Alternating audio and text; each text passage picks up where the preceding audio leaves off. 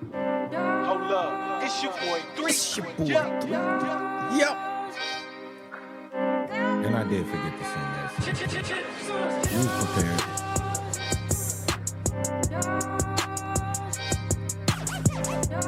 That's fire.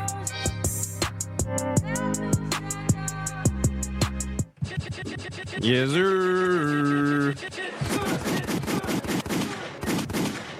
It's a special one, bro. Yo, we in here. Episode 311. Is it? 311. Wowzers. We getting up there. Like your age. You getting up there, motherfucker. You right behind me. Stop saying that shit. Yeah, fuck off. Ain't no fuck off because you accepted it the last time. You accepted it.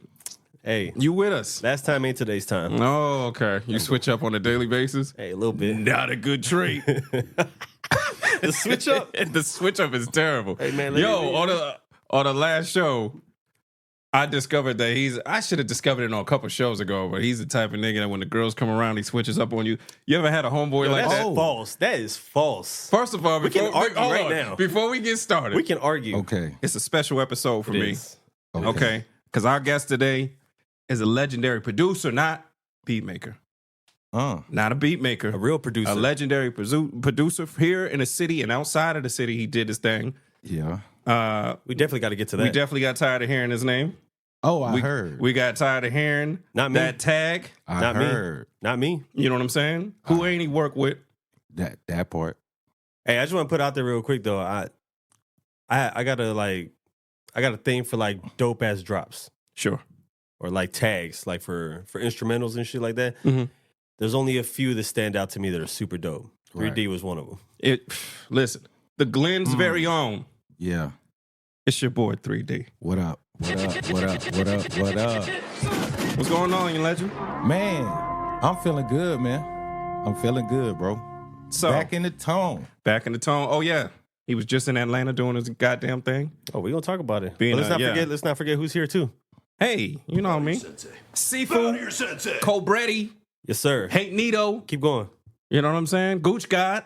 Whoa. That's still wild every time I hear it. I got a lot. Whoa. I got a lot. That is still wild every time I hear Marbach it. God, you know what it is. Whoa. That's I respect that you claim self-claim to be like God of the Marbach streets. Yes. That's a little wild. If not me, who? I don't know. I don't think anybody wants to really claim the title. I do. He said he I was do. Marbach loaded love. I do. You heard that shit. I heard it. I did hear that too. Who are you? Hey, yo. You're not tuned into the kid. Star double R. Crank that shit up. I got drops too, man. I got drops. Your drop is long and obnoxious. You want to know some real shit? I thought my drop was gonna be mad old, like 10 episodes in. No, it Apparently, is. If the moment I don't put it into an episode, I catch heat, I got a drop too that's longer than that. and it's like required. Like you can't do without it. I don't put it in everything. Yeah, I only put it in some that I think are very special. I feel that. Yeah, he puts it in everything. No, put it in everything, I'm fuck talking about that. Oh, not like that though. That's crazy. Yo, whoa. That's crazy, yo. Yeah, Oh, man. shit. So let's go back to it. Look, I should have known, but I knew for sure on the last episode. This nigga is when the girls come around, he switch up on you. I know you know a nigga like that. I You're know like you looking plenty at of him like, niggas yo, that. what is your deal? Why you switching up? That is a lie. As soon as we brought her here, it was like, you should buff your head. Like, what the fuck? Where did that shit come from? He just switched up on me, man. You know let me give it to you real. All right. This is what really happens. Okay. There's the assumption from my co-host that there's a potential change in my behavior. Right. When that's not really what it is. He forgets that we go episode by episode by episode insulting each other. I mean, we do. Non-stop roasting, even off mic. Right. To act like I'm just going to stop roasting because a woman is joining us is not realistic. Okay. It's still on. Like the wave of it, like he goes into on a normal podcast, Right. we just started Zombies, Call of Duty. Okay. When the girls come out, we're on level 30. Okay. It's just wave after wave of strong attacks and be like, oh, you're the switch up nigga when the pretty girls Look, come. it's not my fault he want to fall back. You want to fall back off the roast. I don't know that. It was unwarranted. You just switch up, nigga. Just take it, bro. Nah, you just want to be victimized. Switch, God. No, you're a victim claimer. Damn. Yo, that's what you are, man. You can't be doing this. Man, you're the heat switch, dog. That's real. That should be your drop. It should be Drake. I just hit a switch. No, you. Because I'm sitting next to a fine bitch. Yo, Now, the pretty girls do bring out a different energy in some people. Some people, yeah. It's like money. It just enhances your character. I feel like you just want to be I feel like you just want to be a nicer person, and I just want to stay who I am. Okay. There's a difference. All right. Maybe you're fair. the one switching. Maybe I'm the guy that acts right in front of the guests until they get nice and comfortable and is like, fuck you, bitch. That I And can then- believe you. I can see what I'm believe saying. that. I can believe that. See what I'm can saying? believe that. So you did tone it down because it was a new It's not that I person. toned it down. I just didn't start off with it. You just started off and I was like, why is this nigga switching up? Well, Why you switch up in front of good girls, man? I stayed the same, man. Don't be mad. Hey, man. You should be happy that I stayed who I am in front of guests. Is sure. that what it is? Yeah, I'm man. the victim. It's not like you were shooting at her. You claim there's no reason. She could be both of our asses. Oh shit! She was a She fight. is a She's an UFC MMA fighter. fighter. Who said that? MMA Who said fighter. that? I think she could whoop you.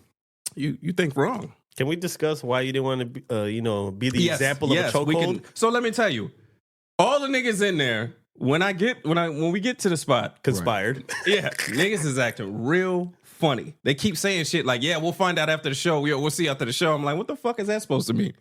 Right? Mhm. Then when we get to after the show, them niggas is talking about they want her to choke me out on camera. I'm not a willing participant. What the fuck is that? It wasn't described that way. Now, see, the issue is, it's not the choking shit. I've been through that shit. It's that these niggas conspired when I wasn't around to do this. Oh, so they like, was why did plotting you on choose? Yeah, why did you choose? I'm not finna walk into that. Fuck that. To be real, we conspired. It was a conspiracy. But originally, it was supposed to be me, the idea, the person. Mhm. And I was like, that don't really make a lot of sense to me. I was like, you know what? I don't have nothing to prove here. I don't. I mean, Kai has a background in martial arts. He's the tough That makes guy. more So did sense. Nemo. That doesn't count. Yeah, I know. He's behind the lens. I know. He had it. Mind you, shout out to Nemo. He did volunteer He's got the bigger behind neck. the lens. And he said, you know what? I'll take one for the team. Yeah, he's a better man than And me. almost passed out. Yo, he 2 tapped, seconds away. He tapped about 2.3 seconds into any type of pressure. 1.78. And then they lost the footage. So imagine, Oh, yeah, man. and then imagine I would have took that and we wouldn't even use the footage. Damn. So I would have finished my day with a would've nice choke out from a girl. for nothing. that for would nothing. have been different. We'd have made sure that shit was in full production. For sure. That shit would've been a Everybody would have had the cinematic camera show. out. Yeah. Damn. It's like all the negative things that happen to him, they lose the footage. Damn. All of a sudden. The I'm just mad at the one thing, so I say it's everything. I know I feel that. Yo, this motherfucker took a pull of a pen Mm-hmm. and started. It's probably my favorite moment of this whole show, bro. I think I laughed for like 15 minutes, and he ain't got no footage of it. Mm. 2 cameras. Hey, man. It's Nemo's fault because once again, Nemo wasn't there. I always have somebody to blame. Yeah, It's either Why that shit did J-Boy, happen. it's J-Boy or Nemo. But hey, man, that's in the past. So Let's move on. 3D, Right. What's up? 210, Yeah. St. Louis, East St. Louis. East St. Louis. So what? Which is so a you different. asking? It's a It's a major different difference. It's a different world. It's a major difference. Talk to us about it. Coming up, Okay, so born, my mother was in the military, right? single mom. She got her 2 kids, moving around. I moved from here, went to Killeen for a year. That was cool. Right. Got in my first fight in Killeen, actually. I had to whoop a nigga. Yeah, you winning in Killeen. I whooped his You're ass. winning. You're winning in Killeen. He threw a rock at my sister, bro, and I just took off on him. That shit happened to me. Yeah, I couldn't. I had to do it. That was a home invasion. That Then, so the East St. Louis shit happened after my sophomore year. I actually moved there the day Aaliyah died. Woke up that Oh, morning shit. 2001. to that news. Yeah. So I heard that the whole drive from here, like we drove from here to Oklahoma the night before. We was in Lawton, Oklahoma with my people's crib there, and then we woke up in the morning. Drove Fuck. there. By the way, sidebar. Fuck Lawton. Oklahoma. That's So why I went to you- basic. Fort Sill, huh? Oh, is that where you getting dragged by tornadoes? Oh yeah, it ain't. That place was made in a laboratory by the devil. And But it's continue. only one goddamn street, Cass Road. Ugh. But anywho, so when I get there, right now, Nelly's on fucking fire at this time, right? Yeah. And I'm full rapper at this time. All I want to do is rap, and then I go to school. First week, Quick question though, did you still go by a 3D back then? yeah. Okay, cool. So rap name How'd and you- producer how'd you name. get- how'd you get the name? Let me get. So it started with basketball. Which you're not good at, by the way. Damn. Look, you see that face? No one believes that. Nobody believes that. Nobody will tell you otherwise. I actually had to show a nigga 2 days ago that even with a fucked up arm right now, That you out here in these streets. yes, and it got real. But You see, you and got I- the Jordan jersey on. I see it. Yeah, He but came I got- full regalia. But so this is how I got the name 3D. All I could shoot was threes. I was scared to really go in the lane. I was a real skinny nigga, and every time I went to the lane, I was playing with older dudes. They always in prison foul me. Oh, on so it's purpose. like 3 and D. My name is the main, and my favorite basketball players' numbers were 3. Okay. And the person that I was really trying to shoot like was Dennis Scott. 3D. Yeah. So that's how that came. No, that's fire. But then that was before rapping. Creative. We can talk about names that don't or not very creative in a little bit. Yeah. So then when it came to the rapping part, I was 3-dimensional. That was the original thing. So I'm like, I want to be 3-dimensional. So I was just like, how would you say that though? Because you don't want to just say it childish like it's just you was playing basketball and that's how it was. So I said, let me come up with a cool way to explain it. So I was like, the words that people say literally you can't see them, but the way that I rap will put a 3-dimensional figure in your head so you can see everything I'm saying. Mm-hmm. So that's how I got that. And that was like at 11. You stayed all the way with the thing. Yeah. So I stuck with it. I just stopped saying 3-dimensional though. It's just 3D. So I go to St. Louis or whatever. I mean, well, not even St. Louis.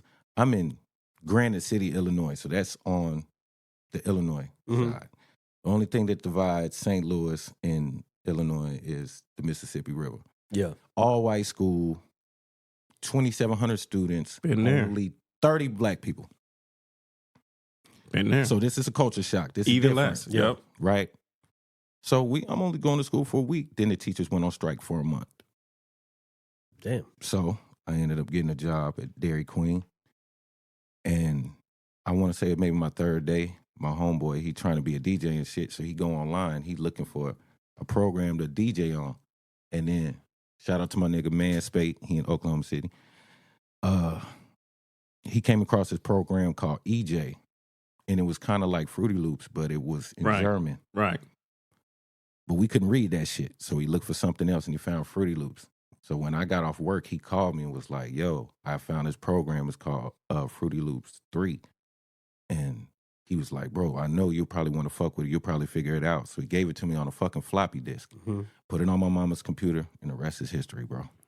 3D Yeah, was you born. are you are that type of nigga that's like when you watch him, Yeah, yeah. this nigga you figure out any fucking thing, anything. Yeah, bro. Very, He's like the very yeah, technical. Yeah. fucking NASA space station. This dude's just figuring shit out. Nah, and that really stems from my mom prepping me young, like, put yourself in a position where you don't have to depend on nobody to do shit, even when it comes to women. That's good So it's advice. like, only thing that a woman can do for you is love you. Other than that, you know how to cook, you know how to clean, you know how to do all this shit. It's So- good to have them qualities. Absolutely. Man, that's what I want my son to do. You know, everybody wants their kids to get in, especially us. Yeah. Play sports. It's Mhm. Texas. I want my son to do music. I want him to work on music, learn how to early and shit like that. Go and be a producer, make music, arranger, all of that stuff like that. I'd rather him do that than sports. You can do sports if you want to, but Yeah. you don't ask me. I'd rather he do music. Yeah, for I sure. respect it. So There's a lot of different things in music to learn. Like whether you want to be the production side of it, management, you're if you're on production, songwriter. You know, there's so many options. You know, without getting hurt. Bro, You know? engineer, mixer, production, all of that stuff, you're always gonna work. Yeah. My first music thing that I wanted to do, I wanted to be fucking Q from Juice. Of course. dark still want to be cute from you. Man, I'm telling you, he was a Still fucking dressing man. like that nigga and shit. That nigga was in high He school. was the flyest, bro. Fly nigga, dog. I'm talking about was DJing and That's shit. my favorite pulled hood up movie of all bad, time. Grown bitch. I'm talking about, bro, had her ex-husband in that bitch tripping. Yep. I was like, Why can't dog, I y'all wanna be regular like names that anymore? nigga, dog. He was the shit, bro. That's crazy. That makes you like think about all the like films and shit like that. That you see people that they're so like they inspire you want to be like them. Yeah. You know what I'm saying? I'm like, yo, there's different like chapters in like lives too, like based on your age. When you're watching a certain movie, then that's what you want to be, and then the next movie come out, and then you want to be something like that. I always figured I'm like, I want to be all this shit. Never became any of it. But I think that's everybody. Yeah. Yeah, once upon a time, shit, I wanted to be fucking Bruce Leroy. Shit, I wanted to kick ass. Well, that everybody want to do that shit. This is the fastest fucking. This is like the fastest adult friendship I've ever had in my life, yeah, nigga. that shit was crazy. This shit is fucking crazy, bro. Yeah. When it's funny when you're a grown ass adult, you're not looking for friends and shit. The way that shit worked out. Mm-hmm. My homeboy, shout out to Mac. That's when some of the best ones show up. Yeah. Yeah, Shout out to Mac. completely organic. He was putting together his poetry album, and I ain't been away from recording this shit for a while, so I ain't had nobody to record with. I record with Wes. Fuck you, love you, but anyways, I record with Wes. You have a lot of hate in you, man. It's deep. You know what I'm It's saying? deep It's hate, deep seated. We need to get you some help. I hate. I love because I hate. Sure, But so I always used to record with Wes, and Wes is like, "Hey man, it's been a minute. I done tore the place down. Hey, just hit this dude 3D up." I thought these niggas knew each other for a long time. yeah.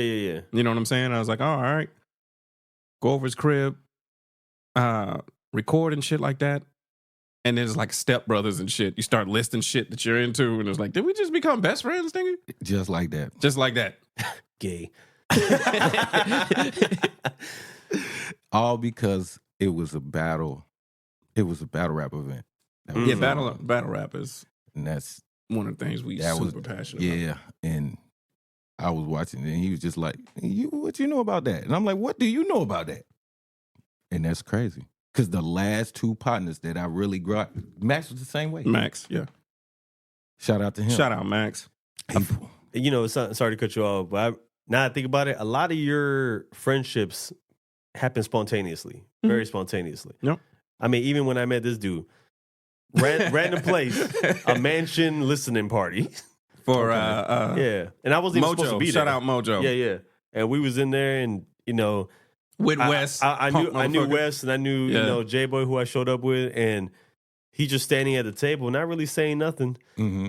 And then when he get to talking, it's really him and Wes just clapping This. at each other. Just And bucking at each other and this back is and why I forth. say when people are new to him, he's nice to them at 1st. Mm-hmm. Mm-hmm. His behavior is not as aggressive. I learned that that was going to change shortly after Yeah, that. it changed really, really quick. Yeah. Right. For me to get comfortable, once we were all cool and shit, insult J-Boy, insult him, and I was like, all right, we're cool now. Yeah. What did Yeah. I say? I said you look like a dick vein, right? Oh yeah, you just got that jumped was like 2 meetings later. Damn. Yeah. Why did you? I don't even. That is. How'd you put that together? Hey, man. He's a sick man. He's creative. It gets dark, but observant. You know what I'm saying? Sure. So- He's full of reason on why he is. When the I way found he is. out who he was, I had listened to Cheap Suits a couple times. So I was Yeah, like, yeah, I'm going to be on there in a couple months. Yeah, he was predicting it That's what I told him. before the end of the year. He said, Yeah, I said before the end of the year. he, Because I had he just failed put at out, that though. Yeah. It I happened told like him, but by the end of fall. the year, I'll be on Cheap Suits. Yeah. This nigga looked at me like, Who the fuck is this guy? Like, why? all right, nigga. What do you have to What the offer? fuck? And look what happened. Washed up rapper and shit. Life is crazy. Jake, I had put out what? I had just put out my second book, or I had put out my first book. You're in process. I think Okay. it was in process. It was. That's what we had talked about. And I was like, this dude writes books. I was like, that's crazy. People still write books. And then, I read one. And I was like, this dude really writes.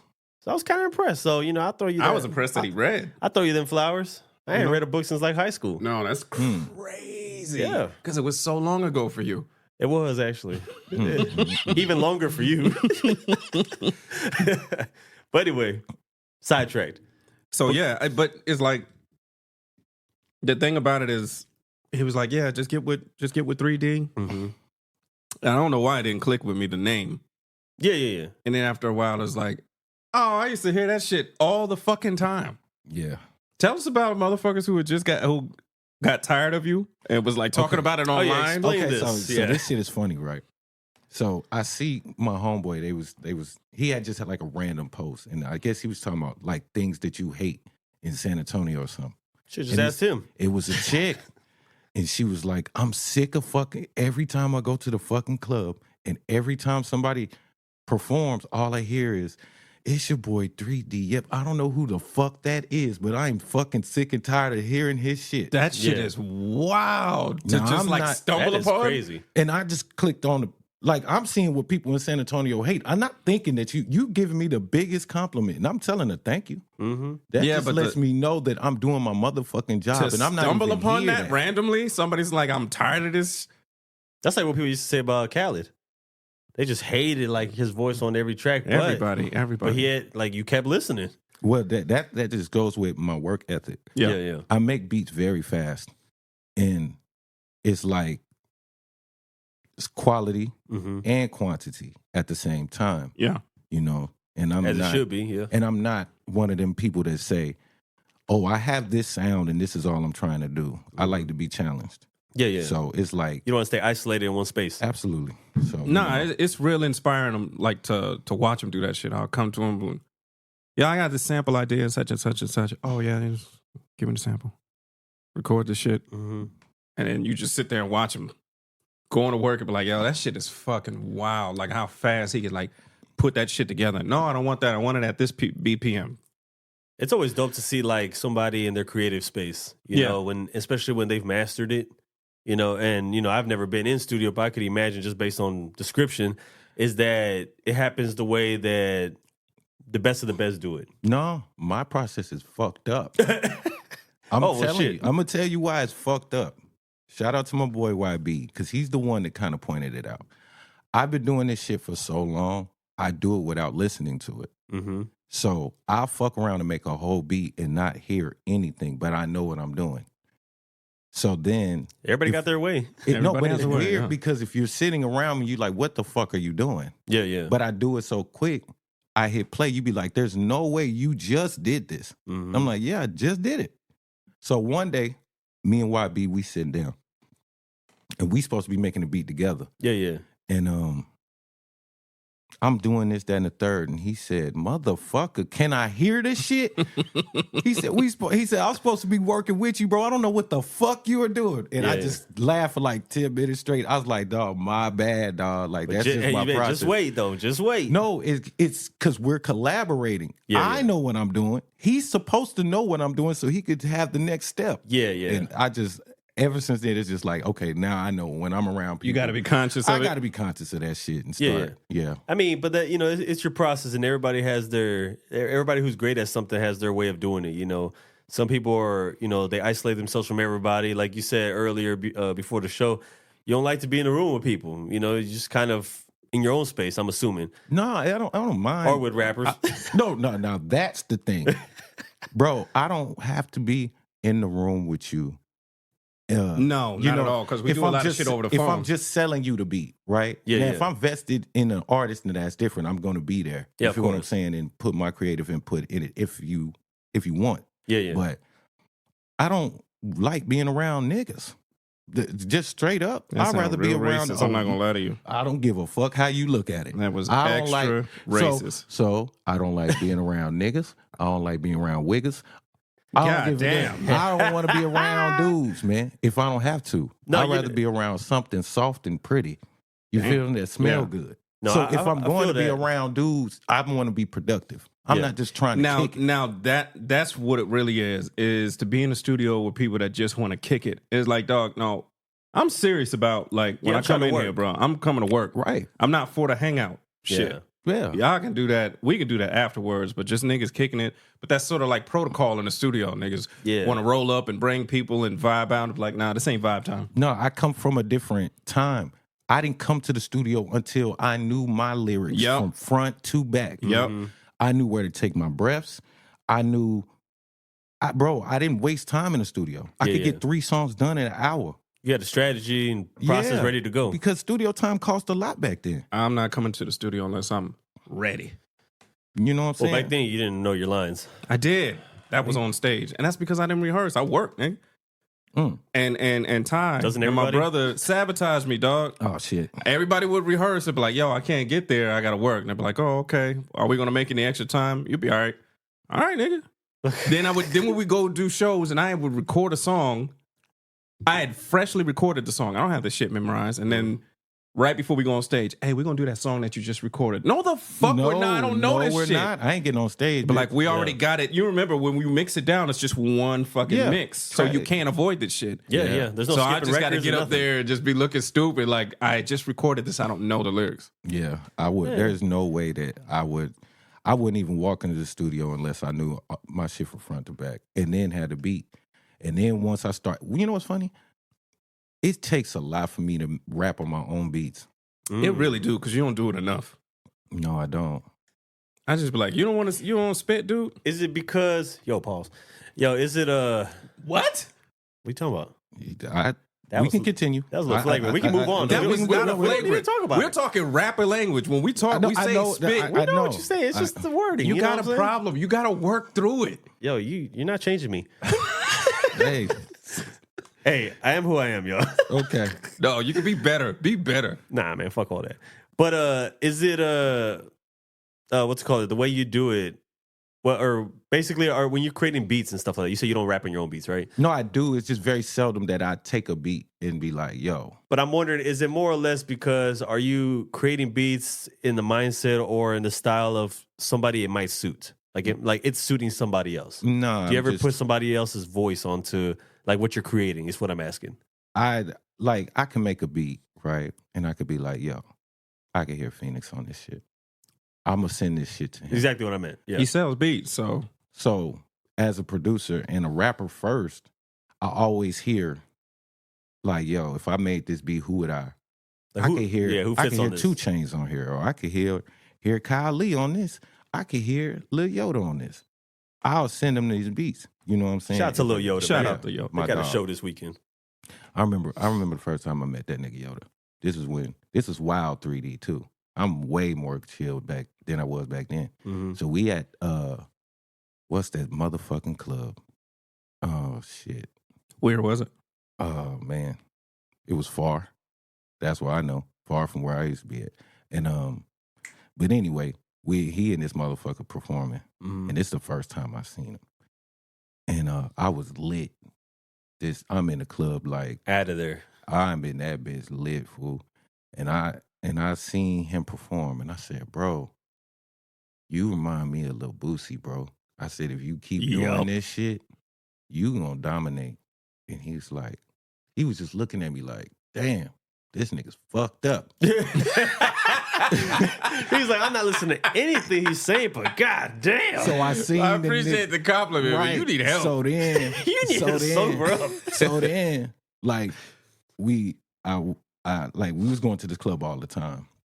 So I went back the next week, and then you start hearing my tag all over the place. It's like out of 10 people performing, at least 8 of them I'm producing for.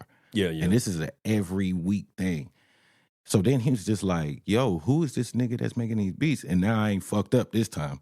And I'm telling the nigga, You're in a decent state of mind now. I was fucked up last I'm here week. with you. I was fucked up last week, but I meant everything I said, bro. And it's good to see from where he started Yeah. to where he at now. That shit's so dope. Yeah, man. I tell him time and time again too, we'll have countless conversations in regards to like back then, like probably 10 plus years ago when I first met him. I'm like, before I knew him as being Yoda, a rapper, Mm-hmm. he was like the dude in the back, just at the video shoots and shit like that with the group he was with at the time. Yeah. And I didn't know his position at the time. So then to see him come out from that, and I'm like, bro, I didn't know you was gonna be like kind of like one of these breakout artists from the city who has potential to that's what I'm be, saying. one of the Because biggest stars here. My introduction with him was Hood Soldiers. Yeah, You exactly. feel what I'm Same. saying? And yeah. he was kind of playing in the background at first. And then when I'm like, whoa, hold on. yeah. He's unique though. He's got a unique voice, unique look. Yeah. He's unique. Nah, man. And one thing I love about him is that he embraces the advice. He takes For in sure. things that you say. Like Genuine he person. considers everything that is being said to him like it matters. Like he wants to apply that to, if it benefits him, Yeah, in a absolutely. positive way, For sure. to kind of make him like progress in what he's doing.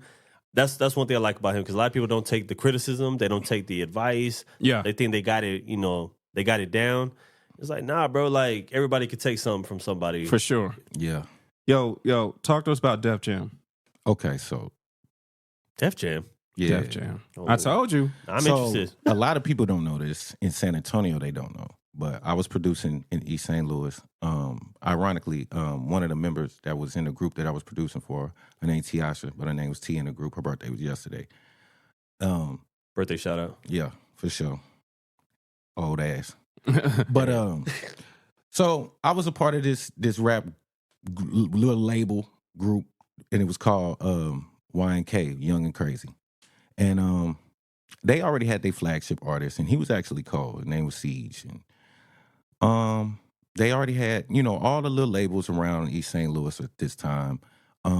They all had producers. Yeah. Then somebody was like, yo, why don't we have two producers?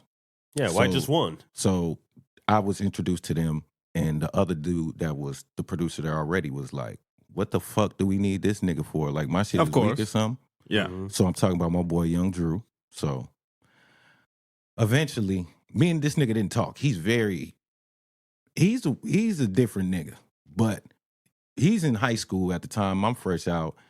He like ain't fucking with me. But we in the room, and I'm just like, yo, if he say the wrong thing, I'm taking off on him. But he just didn't say shit to me. It's So the it- Just Blaze Kanye West situation. kind of. Do you feel like you Yeah. were like invading his territory? Like he was the main Yeah. guy, and now like they're bringing in somebody else. Well, the thing And is, you're young. we young. We ain't got no organization. Everybody trying to be in the studio rapping instead of just focusing on one nigga and having a plan. Yeah. Everybody. So that's happening. So long story short, I got tired of everybody wanting to do music and we ain't getting shit accomplished except Siege's shit.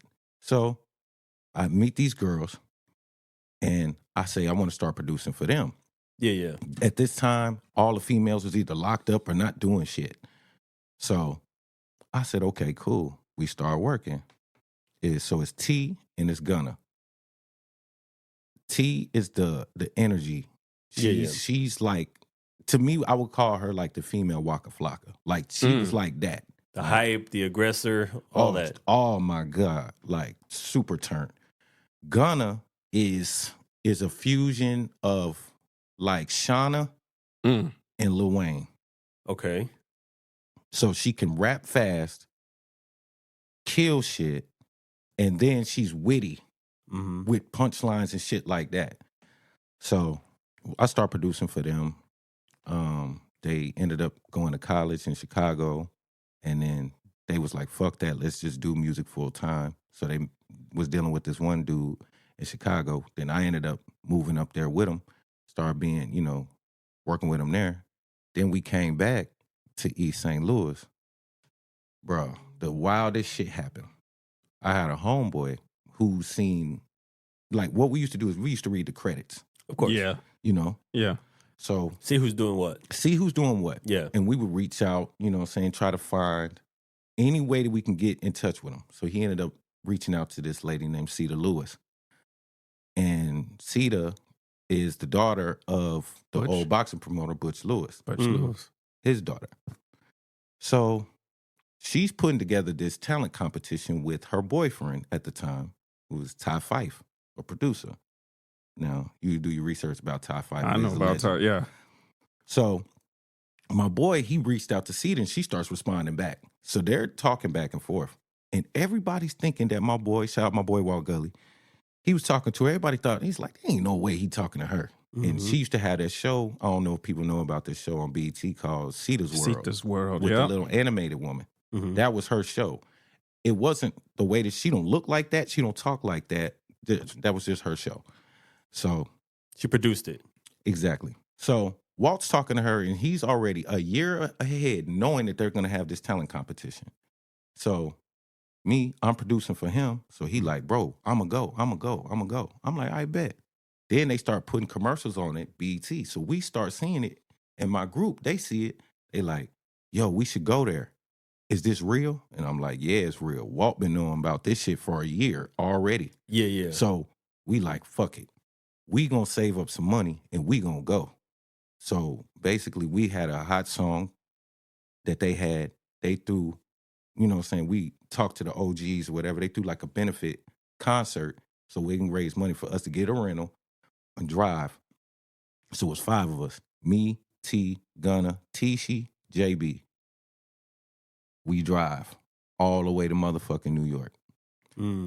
Gully, though, he flies. So he beats us there. We in the same hotel. We get there. We go to the venue where they're having auditions. And we stand in line for like 13 hours. Yep. We outside. It's like a sneaker release. Yeah. But back in the day. It's hundreds of people outside. They used to have those all the time. We used to go to the ones in Houston So just to play your music for but this people in the is circle. crazy. Because you never know. Yeah. But look what happened. We outside battling people and shit. Me and Gunna. T's not really a battler, but me and Gunna, we battling people. Yeah. T's recording it. We out there. They putting on shows. They performing this shit. And we just, like, you could tell the energy shifted. Because we in New York and we ain't never seen this shit. Not in real life. And I'm like, yo, New York people really talk like that. Like, I thought that shit was so crazy. Me and my boy Walt, we heard some people saying like, nah, son, you know what I'm saying? We like, yo, niggas really talk like that? Yeah. That shit crazy. So, long story short, the girls, they end up performing like 3 o'clock in the morning. They perform. Then after that, we get back on the road. We leave. In the middle of us driving, 8 hours in, they get a call. We want y'all. So, bam. Basically what it is going to be a management situation. So they're going to end up having to move to New York. So I'm so happy for them. I'm like, hell yeah. I just hope I can still be y'all producer. They like, yeah, for sure. Blah, blah, blah. Then Ty Fife says, yo, I'm looking for some ghost producers. Send me some shit. So I said, oh, okay. So I sent him like 5 beats. Mm-hmm. He's like, nah, that ain't it. I said, oh yeah, he an East Coast nigga. Let me send him the Gotta switch it up. Yeah. let me send him some East Coast shit. Nah, that ain't it. I ain't used to that. Yeah. I'm used to everybody loving every beat I made. Right. So you wasn't taking too much liking to it. No, I just didn't give up. I said, okay, hold on. That's the motivation part. So now I'm sending you 10 more. All right, there was one in there that was all right, but I ain't really found like no hit. Yeah, I need that shit. Mm-hmm. I'm like, man, hold on. You was challenged. Yeah. Definitely. Most niggas will be like, after the second, that ain't it. Like, fuck them niggas then. Fuck them. Yeah. I sent He took the challenge. I sent a total of 77 beats. Jesus. And he said, I still didn't hear a hit, but you didn't give up. I like your dedication. He said, was sold on that. He was like, I can see where you could probably be. And this is what's crazy, bro. When he said that, he's like, man, I'm going to call you back. 10 minutes later, Cedar calls me. I'm watching 106 in Park. This is the day Jeezy is on 106 in Park with Keisha Cole, and they're premiering Dreaming. Mm-hmm. Yeah. As soon as she called me and she said, yeah, we want you to come to New York too. Dreaming comes out. I just start crying, bro. I'm like, oh, it's on. Yeah. My girlfriend at the time, she crying and shit. So I'm like, damn, I done made it. I'm finna go to New York. So then we in New York, we just working on the album. We doing all this other shit. Only the reason why the Def Jam shit happened is because everybody that we're in New York, they don't know how to market a Southern or a Midwestern artist. Right. So, and then Cedar's a beautiful woman. So it's like, at this time, everywhere we're going, we're getting 2 things. Like, we even met Mr. C. Mm-hmm. And Mr. C, The legendary. we performed at Webster Hall. That's crazy. And Mr. C was there. And then afterwards, Cedar was talking to him. And he was like, I'm not going to lie. They got some dope music and shit like that. Yeah, yeah. And he told her straight up, I'm an East Coast. He said, I'm an East Coast nigga. I'll never play that shit. Damn. Nah, that's how it He was said it back straight then. to our That, face. that shit hurt your feelings. I was like, fuck you, but I respect yeah, it. you respect it. You didn't wait till you ain't fake the funk. You told me straight up what your energy is. Yeah, yeah. So, Mr. C, what's up? But fuck you still. But then all the other guys, like all the program directors, all these people that we were meeting, they kept trying to holler at her, my manager and shit. You feel what I'm saying? So it's already disrespectful. You see that she here with a man, and then we up here trying to handle business, talking about this. Yeah, and yeah. all you want to do is try to holler at her. So she just said, fuck it, man. We didn't try all this shit. I'm gonna go holler at my dad. That's the last thing she wanted to do. Yeah. Because she was trying to do her shit on her own. Yeah. So she introduced us to her dad, and that nigga is a different nigga. Yo, Butch Lewis, for those not to know, he was like a boxing character. Mm-hmm. You know what I'm saying? I used to always laugh and see him before the Tyson fights and stuff like that. He'd be in there and he'd be in a full like suit, but no shirt, but also a tie. Taco meat out. You know what I'm saying? He was crazy. He was like a Don King, but that was cool. Yeah, yeah, yeah. You know what I'm saying?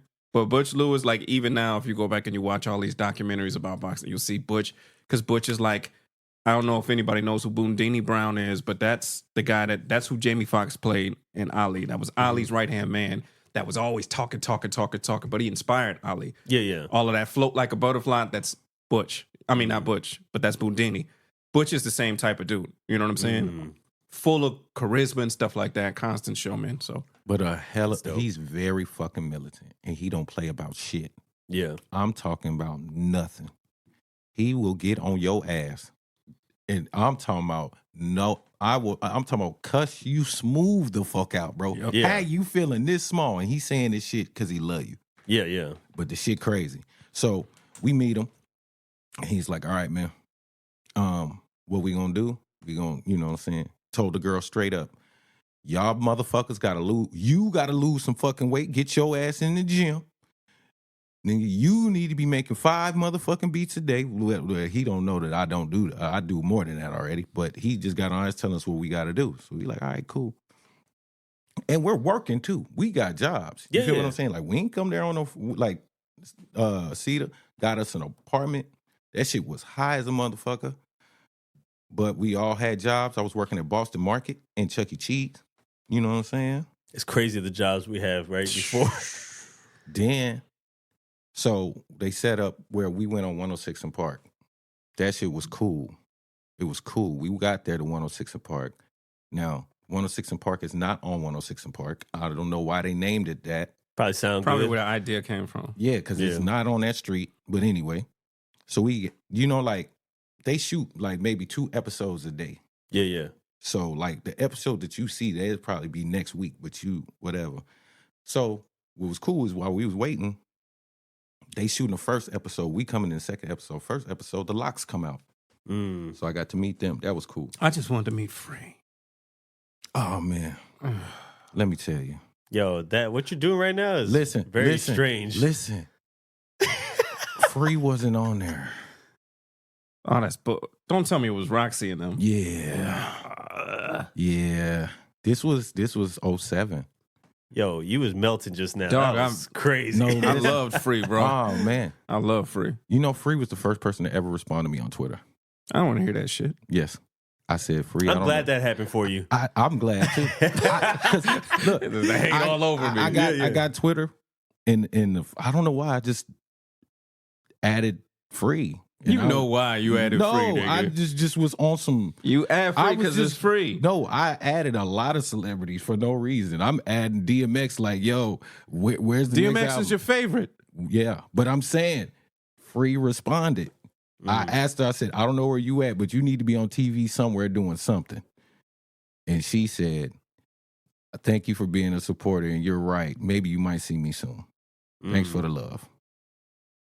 That's more than you'll ever get. It's cool. It's fine. I'm gonna pull that tweet up. I'm gonna pull that tweet up. Yeah, I don't even care anymore. I don't even care. So we do the 106 and Park shit, right? And guess who's on there? Ashanti. Oh my God. Jesus. Now you see how you melted This with is the Free? part where I'm really melting. Yes. No, but guess what? I also saw her mom. Her mom is her mom, her my sister, God. yeah, Man. that whole fucking family. God damn. Oh shit. I could have Continue. So, so they did that shit. They got cheated. We were winning on the fan votes and shit like that. And apparently, the people that my group went against, they paid people under the table. That's what I'm talking about. Shit. Payola, baby. Yeah, If you ain't cheating, you ain't trying. yeah, yeah. But that shit was dope though. That was a dope experience. You are a cheater. Then, so the next day is Halloween. Mm-hmm. 07. We got a meeting with L.A. Reid. So we go to the CBS building. We go, tight security shit. You get in there. We get our badges. We go up the escalator. Then go to the elevator. We go up. You see all this shit. You like, damn. We waiting. Then this Asian lady comes up. And she's like, okay, L.A. Reid is ready to see you. So we was like, okay, so it's me, Butch Lewis, Cedar Lewis, and my group. And this, I'm not going to lie, they're disrespectful, bro. Yeah. Very, very disrespectful. The people in the building. They No. see I'm finna tell you why I say they're disrespectful. So there's like a little lobby area, right? Sure. You walk through this lobby area, and then they got like a big ass conference room. The conference room looks like a kid's room who just been like he had a sleepover. But it's nothing but plaques everywhere, bro. Dusty and all over the place. There's plaques and chairs.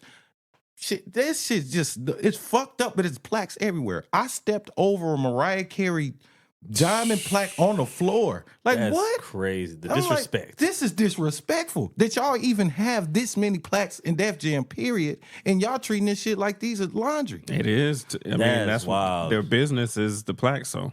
Bro, I'm looking at Coldplay, Rihanna shit, just sitting in chairs, bro. Like, this is nothing with dust on it. Damn. This shit is, I'm like, this is crazy. We walk through here, bro, this nigga's office. Like, L.A. Reid? L.A. Reid's office. Boy, this shit was beautiful. I can imagine. Not like that other room. No, not like that. I can imagine L.A. Reid. Beautiful, bro. Beautiful, bro. I'm talking about. So we get in there. I shake his hand. So it's the Asian lady. You saying that real hard. Is it just me or? Huh? What? Like the Asian lady? Because Like, I wish I knew Yeah, her there was name. something against her. No, because this lady is gorgeous. The Asian Absolutely lady. stunning. Yeah, you're saying Asian, but I just hear Oriental. Like Asian from like Tokyo Does Drift. Oriental sound better to you? No, it just you can't say it anymore. You didn't like the tone. That's what you didn't like. Yeah, this Asian lady. I'm like, God damn. No. Shout felt out to some the racism? Asian lady. Shout out to her. Shout out to the Asian lady. I'm just a She racism cold. hound. Yeah, I see. He was looking for the racism in there. You won't be able to put it on me. So this what happened. Seasoning on it. So this what happened. So I say, and Lenny S is in there. So I make Lenny S. I didn't know. I'd never seen Lenny S before. Legends in the game, man. So Yeah. that was like, so I hand him the CD. I hand him the CD. I had a flash drive just in case because I didn't know how they was gonna take it. Mm-hmm. So I hand him the CD. Thank God the CD didn't skip. But he was like, That was always a fear. yeah. So he was like, y'all ready to do your thing? He was like, yeah. And we was like, he's all right. So let me see what you got. He said, we gonna need some space. We were so disrespectful. We just start pushing this nigga couch out the way.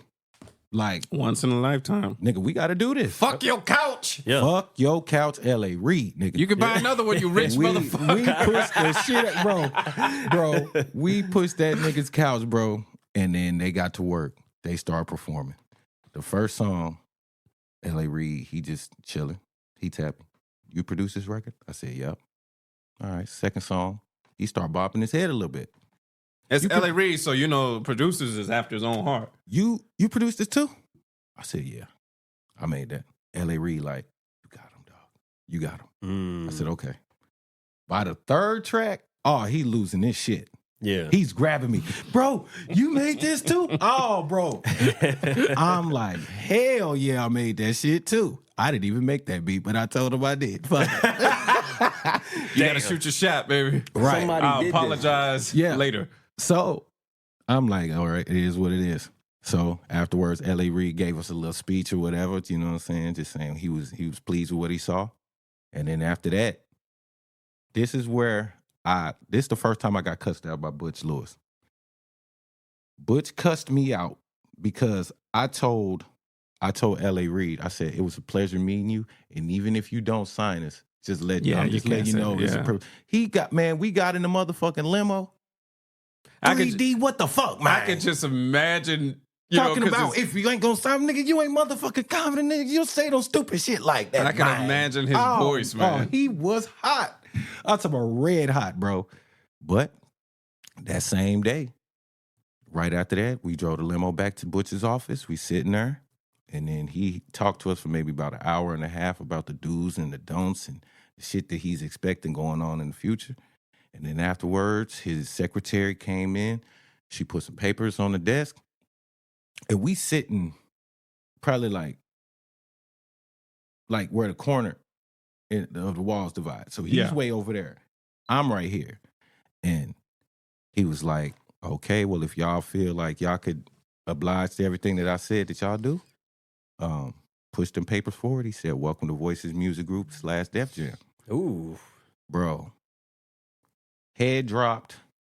Body went. Limp. What? Oh my, I couldn't move.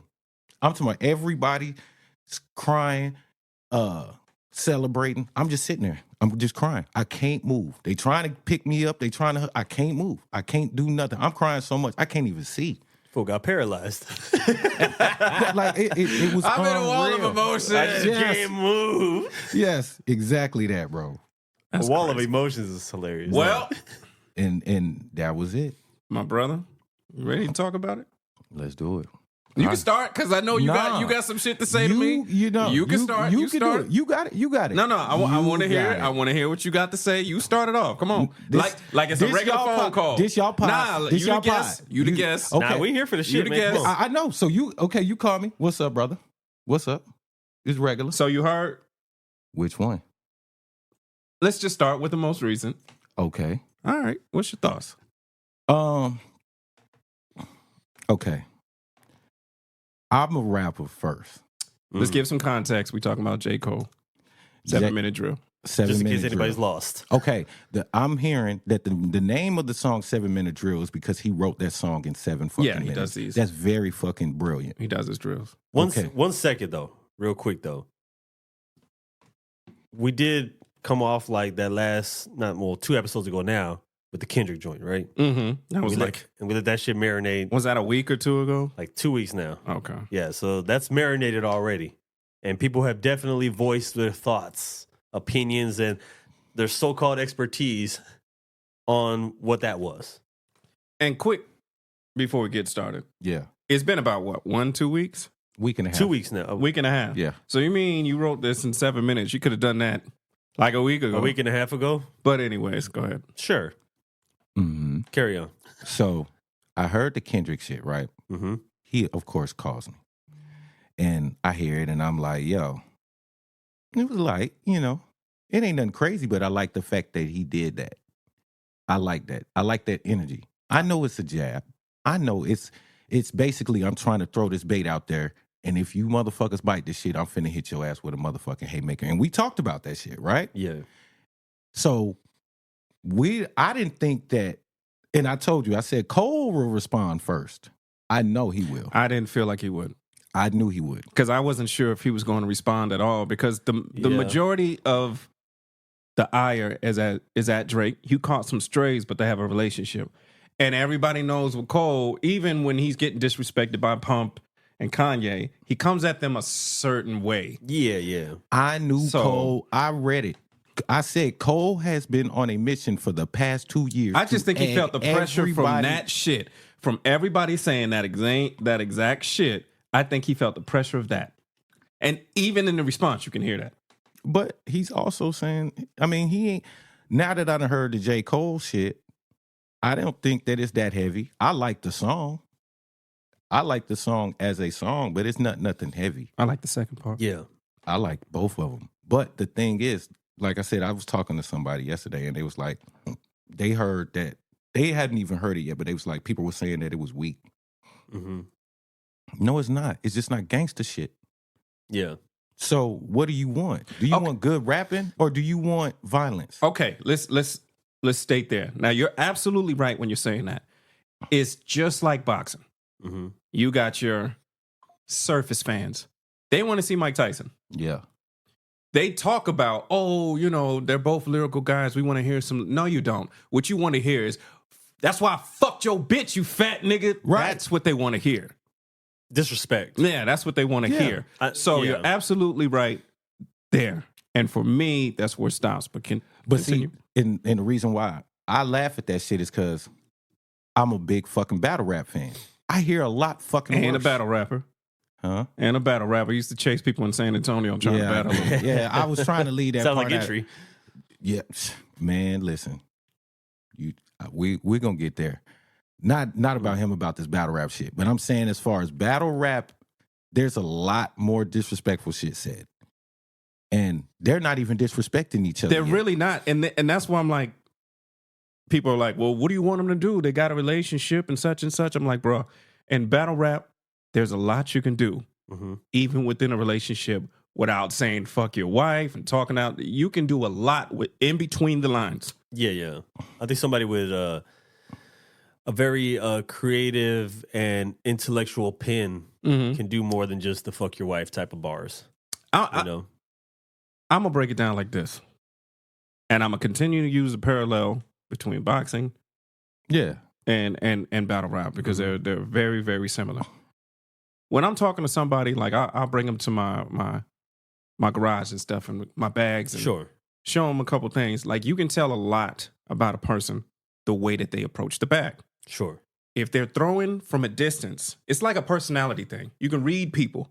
Mm-hmm. They're at a distance and they're throwing, but the distance is too long. These people don't want no problems like in life. Yeah. They're not used to this sort of situation. Mm-hmm. You know what I'm saying? Yeah. And it shows in the way that they swing. Mm-hmm. And I have to tell them, you got to close. You got to close the distance. Close the You know gap. what I'm saying? Right. And you got to get in there. You got to actually show them. And it's a personality thing. Mm-hmm. If you listen to his diss, he didn't really want to do that. He just wanted to be like, hey, I'm not going to let nobody push me around. But it felt like, are you sure you was talking to me? You sure you want to do that? That's what this felt like. Like unsure. But sureness was in there. But I don't agree with that. And I'm going to tell you why. Because he kept talking about the fall off. Now you drop The this out whole of project. If you listen to the whole project, he's talking to Kendrick. No, that's fine. But he also said the fall off before that. So if all you're talking about is the fall off and you just dropped this and you said, I can drop 2 more, I believe him. No, that's not what he said. And what he actually said was more laughable. He said, I can drop a classic right now. You never have. You think so? I think so. I think that Forest Hills Drive was very, very, very close. Okay.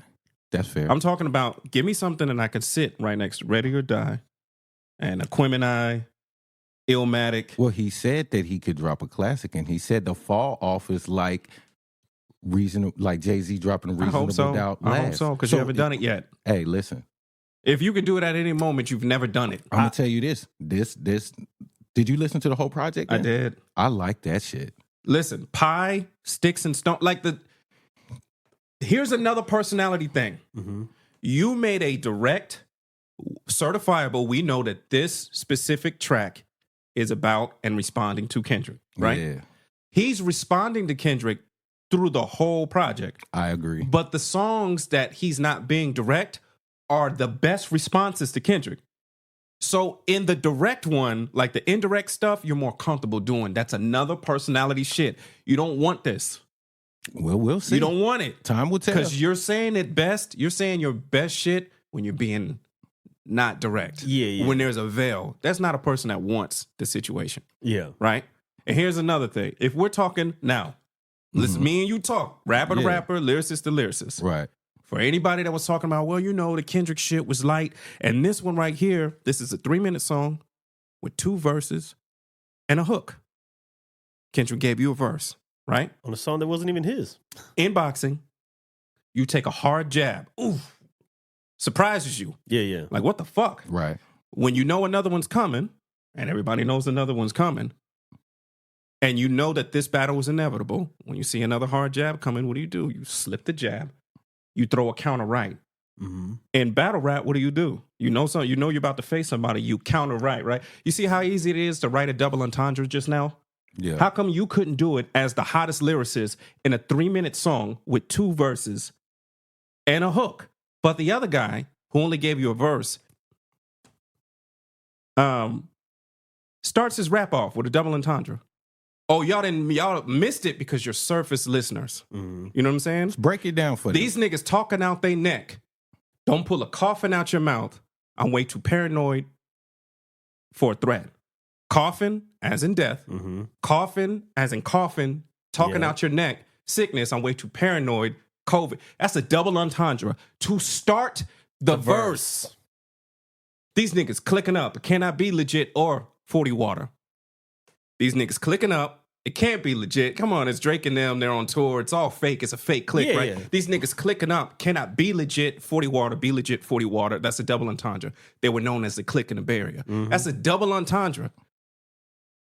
First person shooter. I hope they come with 3 switches, right? First, if anybody's been at the range, if you have an automatic weapon, how many switches does it have? First person shooter, it has 2 beat switches for Drake and Jake. That's a double entendre. That's 3 off top of my head. Yeah. That's a verse.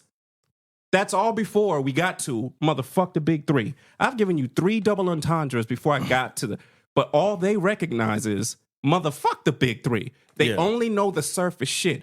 This shit is so intricate. Yeah. That's why I'm like, for anybody who was like, oh, that was light. You don't know rap. You're not a rapper, and you've never been in rap beef. The other nigga gave you a GPT fucking response with no double entendres. This nigga said you fell off like The Simpsons. Oh, word?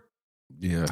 Yeah, man. I mean, I listened Come on, dog. And I kind of, you're right, though. The records are not bad. It's not to say that those responses, like the songs themselves, like, they're jammable. But, like, for me, I was just like, that wasn't, I guess, like, to respond to where it was going to make an impact. Number one record, number one song, literally brought hip hop back, brought interest back to a dying industry. That's impact. I will say this. If I had to say who won round 1. Kendrick. Oh, yeah. Hands down. Fuck out of here, man. But I still say that that's light for Kendrick. Sure. Now we know that's what I'm saying. Even with the doubles, I catch them. But the thing is this: not everybody catches them. That's nor true. do he give a fuck. But he was smart enough to do that on that beat. But what you're getting. For all the listeners, you're getting a lyrical stop talking about lyrics if you don't understand them. Like I said, what you want is fuck you and the click you can't. Fuck you. That's why I fucked you. That's what you want. They want they want Jeezy and Gucci and Young Dolph, Yo Gotti. That's what they want. And we don't want that. And then when something bad happens, you looking crazy. Yeah. Fuck that. Let's get back to rapping good. Yeah. That's it. Just leave it there, man. If you don't understand this shit, then that's fine. You can say that. But you can't say that the guy that's the best rapper, he wasn't even doing what the other guy did with a verse. You couldn't do in a 3-minute song with a hook and a beat switch what the other guy did with a verse. What the fuck are we talking about? Yeah. If you don't understand it, just say that. If you don't fuck with Kendrick, just say that. Yeah. Either way is cool. I love both these niggas, and I like the high level shit. He had enough time to write his shit and do an intricacy. You know, he got hit first, so he can analyze and respond to shit. Mm-hmm. And for the guy that's been doing with all these other appearances, I didn't get that from him. Yeah. You know what I'm saying? But you know what's interesting? That nigga J. Cole has Daylight and Absol on his album. Before we even get there, that shit is crazy. What he did on Pie, lyrically, is what he should have done on 7-Minute Drill. Mm-hmm. He would have, if he would have done that Pie shit, in which he's talking about Kendrick. I know. That's why he would have made that's the only that. reason why I brought that up. And it's ironic that both of them niggas are signed to TDE. Yeah, but he washed his hands of them. So I see. But ironic, Daylight is just looking for any situation he could get on. Absol, who's listening? Yeah, I was gonna say I forgot about Absol. Come on, bro. Absol. If this was Q or Rock, now we got something to talk about. Absol, I forgot he existed. That's what I'm saying. I understand why he pulled him on. That's very smart. Yeah. But what he did on Pie should have been 7 minutes. If he would have done that, I'd be like, yo, Kendrick. Shit. I'd have been worried. But after I heard Pie and I heard 7 Minute Drill, I'm like, oh, he doesn't want it. And you feel comfortable being behind something. I wasn't, you've got plausible deniability. Yeah. I wasn't talking about him on that. I was just kicking my shit. 7 Minute Drill, I'm like, that shit was okay. Mm-hmm. Okay, I see what your you don't. Kendrick, when he spins the block, is going to have a pair of brass knuckles on. Yeah. It's going to get ugly. And then you're going to be down 0-2. Yeah. And rap beefs don't really go past 4 songs. Yeah. So you got to make it's like having a professional fight and you only get 5 rounds. But you know what though? I'm gonna say this, and this is funny. Cause I ain't heard nobody say this, but I'm gonna be the first nigga to say it. As good as that Like That song is, give me Lil Flip on that beat. I don't want to hear nothing else. What you just said is the worst thing. Give me Lil Flip on that beat over everybody. What you just said That's more legendary, more iconic. was the me. worst thing I've ever heard in my life. Fuck you, man.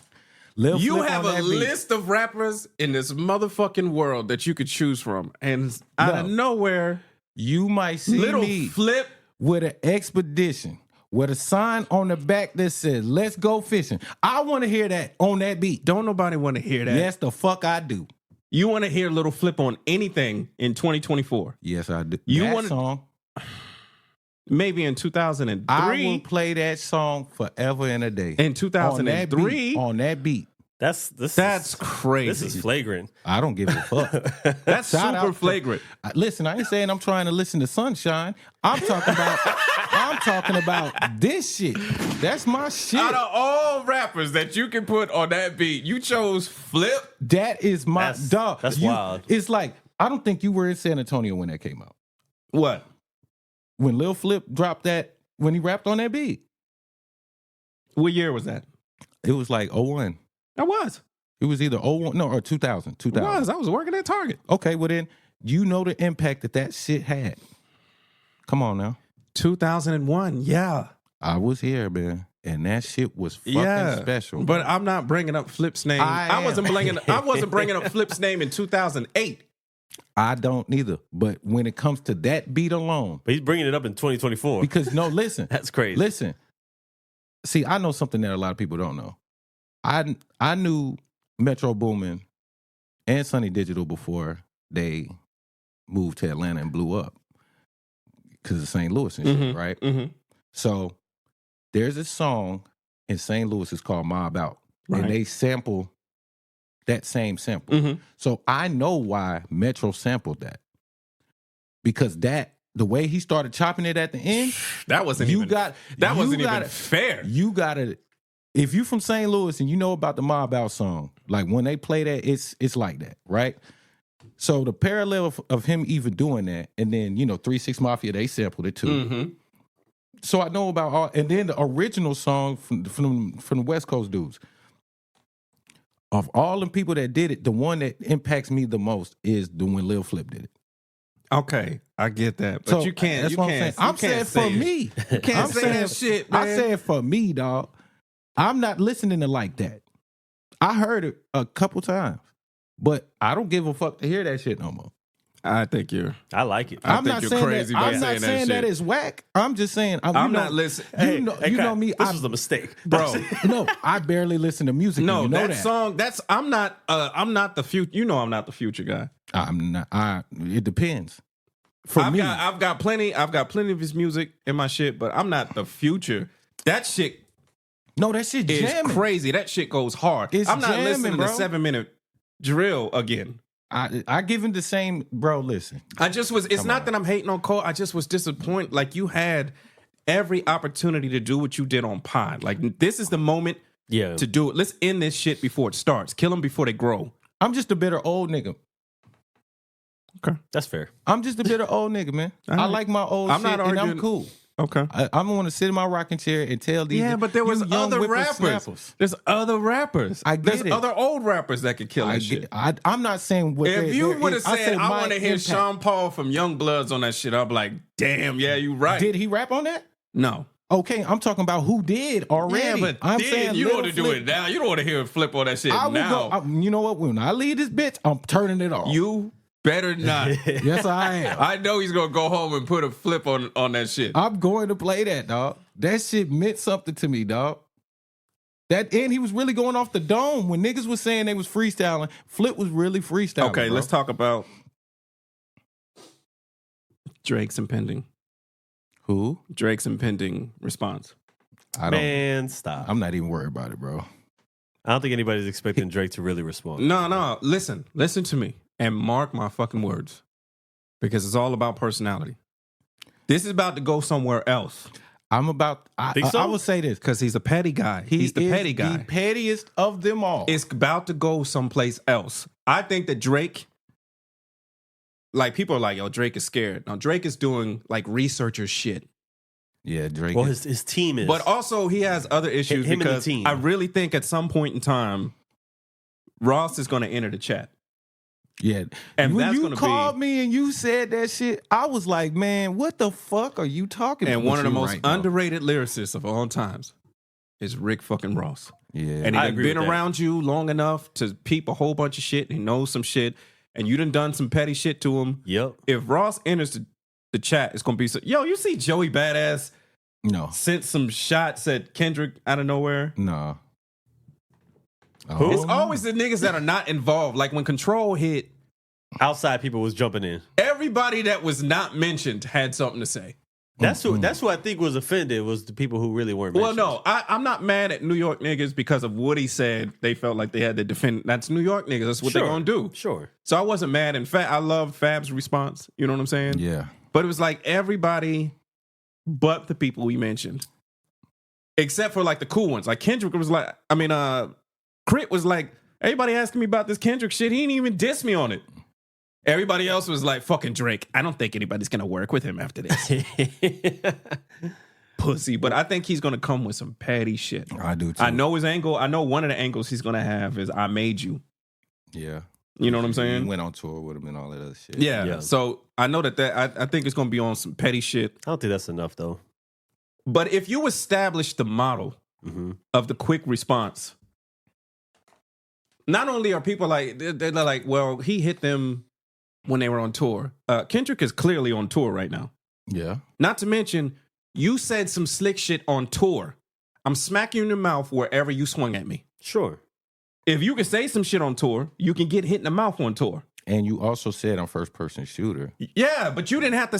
that we're the big three, but I'm Muhammad Ali.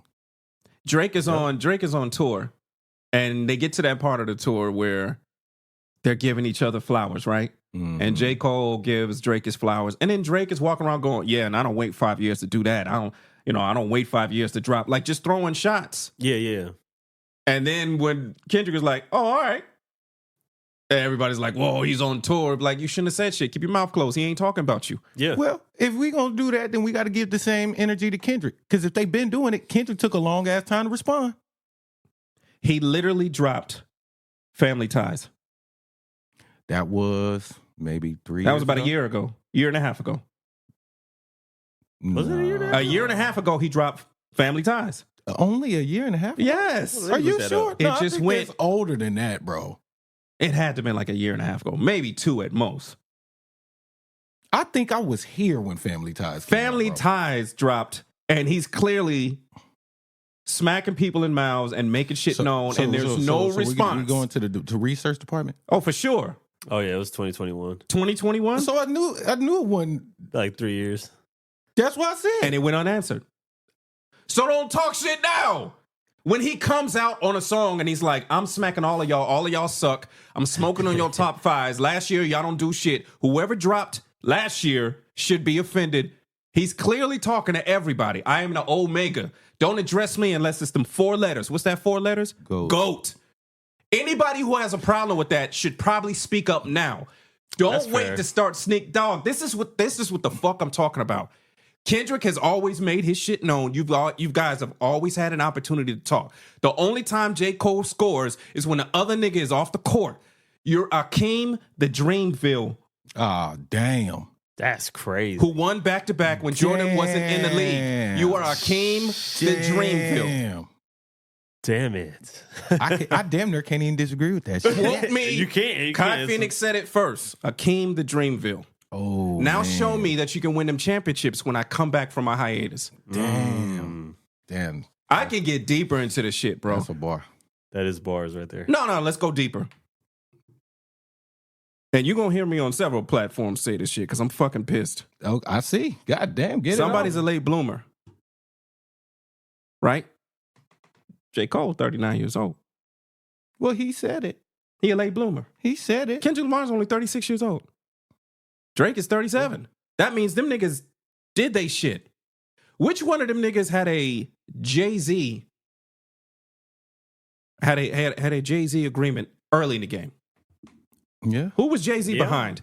From the very gate. Yeah. You older. Yeah. You got a Jay-Z cosign and you Rock Nation. Mm-hmm. The other nigga had to do 2 different fucking projects to even get Dr. Dre's attention. Yeah. And the other nigga put out a project and then Lil Wayne put his arms around him. Dang. They younger than you. Dang. Yeah. You just now catching your stride Barely. because of some feature runs, right? Dang. So let's talk about his feature run. All right. The Royce the 5'9" joint was cool. Yeah. Blah, blah, blah. Benny the Butcher. Yeah. And then it's 21 Savage. Then it's Lil Yachty. Right? Bia. Are they good rappers to you? Bia. Bia? Okay, that's cool. And then you got that. Then the other nigga, when he went on his feature run, where he was standing out, chopping off heads, Lil Wayne, Drake. Eminem, Pusha T. Mm-hmm. Drake. Can I stop the list now? Nah, keep going. Beyonce, Yeah. Drake, Yeah. Game. Yeah. Snoop. I'm not killing niggas on Lil Yachty records. It's very easy to do. And everybody's like, oh, he's so dope. It's easy to be dope around 21 Savage and Lil Yachty. But he did snap on that Yachty shit. He I don't did care snap what on you that say. shit. Now 21 Savage. He snapped on that He shit snapped too. on that shit too. But 21 did your his shit point, too. Your point is very valid, bro. Dog, Yeah, yeah. I don't It's hard to disagree I with it.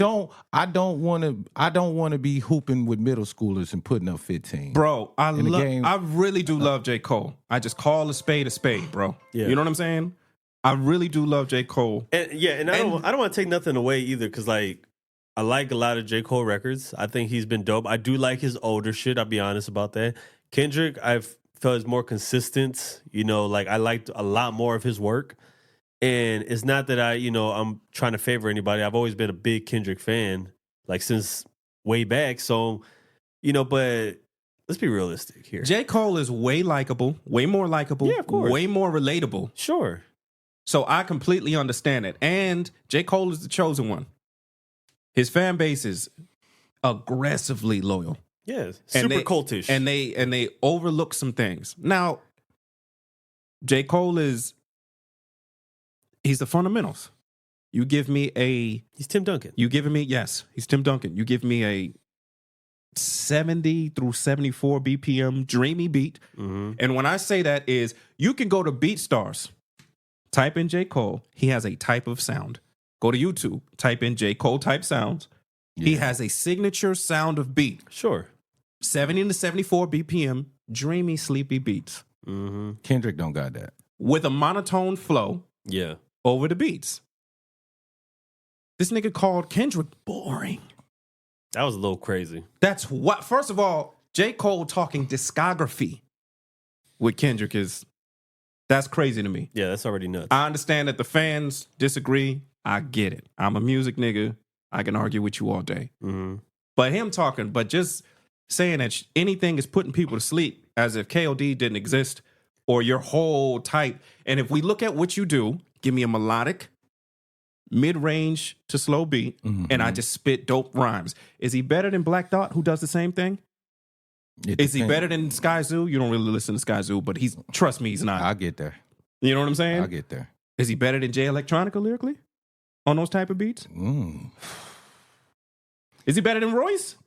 Dang, you're asking a lot of thinker questions here. What the fuck did J. Cole do to you, man? I'm just saying. Like, let me find out, man. No, I really love the dude. I just be like, dog. It's like, bro, it's like saying, yo, Dominique Wilkins was a fucking beast, and he absolutely was. Yeah. When we start with the Jordan comparison with Dominique, it gets a little weird because he was amazing. He was exciting. He was a fantastic ball player. Yeah. Don't be trying to like compare him to that dude though. Yeah, it's gonna get weird, man. It's a different level. Why can't we just appreciate these guys when you start comparing them? Different level of elite. Dominique Wilkins is Zion in shape. Minus the injuries. Yeah. Fucking ball of fucking energy. I'm trying to really push back against that one. Think about it. He had a better mid range. Can we agree there? Bro, his mid range was not really like that, but he wasn't shooting threes. So it's damn, if you clog up the paint against Dominique and he can't get a first step on anybody, he's going to shoot the mid range. Damn, that's a hard one to. Yeah. I think that comparison like hurt my feelings a little bit just now. I've never heard anybody say that shit before. Because I had to think about it. I was watching Zion since high school, and I was just like, it's not fair because he's athletically it's a hard comparison because we ain't never seen nothing like that before. But if you think about it, you have. This is Zion, bro. I mean, this is Dominique Wilkins, bro. Dominique was I'm talking about I'm talking about Zion as like a his physical specimen. We ain't never seen no. Well, nothing like that. Remember, the kids these days are different, though. But as all around game, no, you kind of like. Well, the only thing is he's just jumping out the fucking gym. But as far as being that big and being that mobile, Charles Barkley was like that. I think that's a better. I think that Dominique can do way more things than Zion. And you know, I love Zion. He's what a dookie. can Zion not do? Play. He's not there. You got to kind of be there. This was a bad year to say that though, because he was there this year. He ain't missed no time this year. Now, before this year, you was absolutely. This is like the first year in how long? He's playing consistent, but he's not prime time. Like I don't think anybody's tuning in to watch Zion. Not right now, because he gave you too many. No, because I'm not gonna lie. He took 4 years of vacation time. Nah, man, because it's a lot of wild shit that had happened, and he's not the primary ball handler no more. That's fine. B.I. is. Yeah, I understand. And B.I.'s heavily underrated. If I'm watching the Pelicans game, I'm watching for him. Who? Brandon Ingram. That's what I said. Yeah. Brandon Ingram. I'm not watching for Zion, and you should be watching for Zion. But B.I. is. If you're gonna win a game, you're not just doing it off of the fact that he's just athletic. B.I. is gonna help you win a game. So fuck. I know you're explosive and you're exciting. You should be the best player, but ironically, you're playing with fucking Brandon Ingram. Well, I think that's what their issue is that maybe everybody had that impression that coming into the NBA, he was going to be for sure. He's going to be that dude. We ain't never seen nothing like that. He's supposed to be generational. And then it was like, oh, that was maybe short-lived. And, now we're questioning because year after year he was injured. Like, yo, is he really going to ever, complete a season? The biggest thing he's done in the NBA is controversy. Because ain't nobody schooling him. Ain't nobody schooling him. Well, that's crazy. No, because his controversy has nothing to do with him on the court. That's what I'm saying. But he's known as he's not known from anything else. No, besides just being an NBA player. So his scandal is because NBA players Zion But that Williams. shit is the stupidest shit in the world.